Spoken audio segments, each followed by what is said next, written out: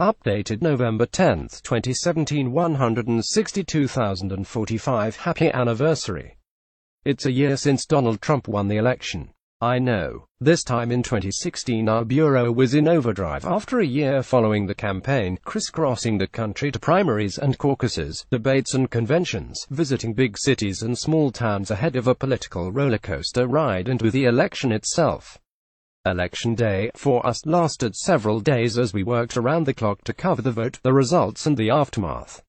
The day after Donald Trump's victory, after about 90 minutes of sleep, I found myself in Pittsburgh attending celebrations with his supporters and recording the reactions to his victory, which for them was not unexpected. And, all of a sudden, we're 12 months into the Trump administration, and still in overdrive. Phew. Check out the year in push alerts by Slate. Scary. This week has provided an opportunity for reflection, in more ways than one. President Trump shared this celebratory tweet to mark the occasion while in Asia, and Vice President Mike Pence wrote an op in USA Today saying it's been a year of accomplishments. Depends on your perspective, but there's been plenty going on, that's for sure. Speaking of the Asia trip, here's a summary in tweets. You're welcome. Now back to Election Tuesday. There were a series of statewide and local contests across America. The biggest of those was the race to become Virginia's next governor. It was a race stacked in Democrat Ralph Northam's favor. His campaign had more money. History favored the candidate from the party not in the White House, and Donald Trump remains deeply unpopular in the state.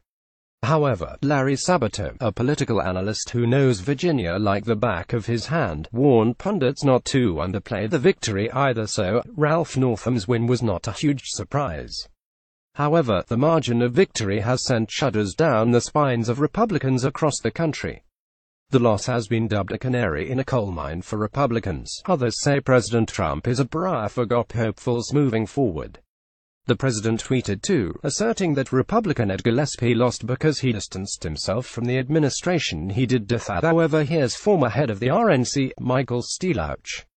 This week, two more Republicans announced they won't contest the 2018 midterms: Texas Congressman Ted Poe and Virginia Congressman Bob Goodlatte. Virginia also saw some interesting new faces elected. First, there was Danica Roem, the first openly transgender person to be elected to a state legislature in America. She beat out the author of a bill who wanted to restrict access to bathrooms for transgender people. While many are calling it a victory for minorities, she ran a grassroots campaign on local issues, specifically a local road. When asked about the significance of her victory, she said, "It will be historic when a transgender woman finally helps fix Route 28. The other notable victor was Chris Hurst, the former partner of Allison Parker, a TV reporter who was shot and killed live on air back in 2015.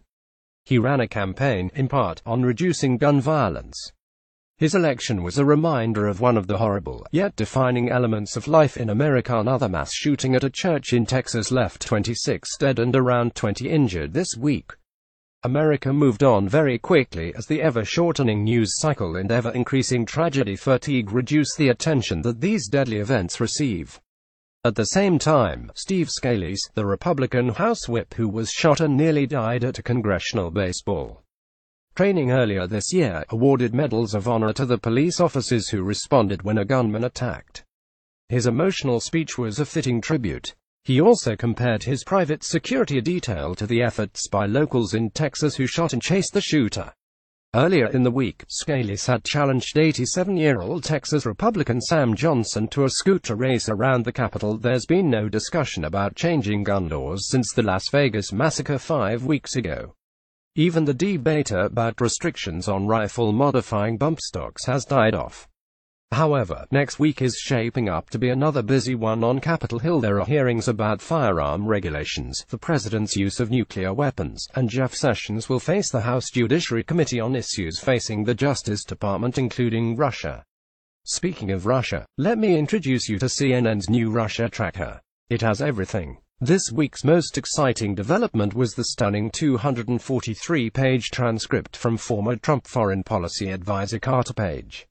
The focus of the testimony centers on a trip Page made to Russia in July 2016, where he made a commencement speech at the new economic school in Moscow.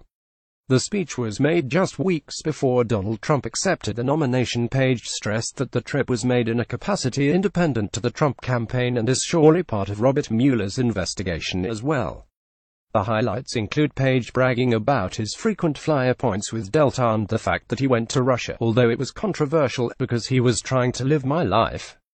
By the numbers 36%, that's Donald Trump's approval rating a year since he won, according to a new CNN Gallup poll. How does that compare to former presidents at the same mark? George W. Bush was 87%, Nixon was 67%, and Obama 54%. Where's Obama? Well, he reported for jury duty in Chicago, much to the delight of fellow jurist. Spoiler, he didn't get picked. What I'm reading next week. Donald Trump returns from Asia. Until then. Topics: world politics, government and politics. Person: Donald Trump, United States. First posted November 10, 2017. 120,648.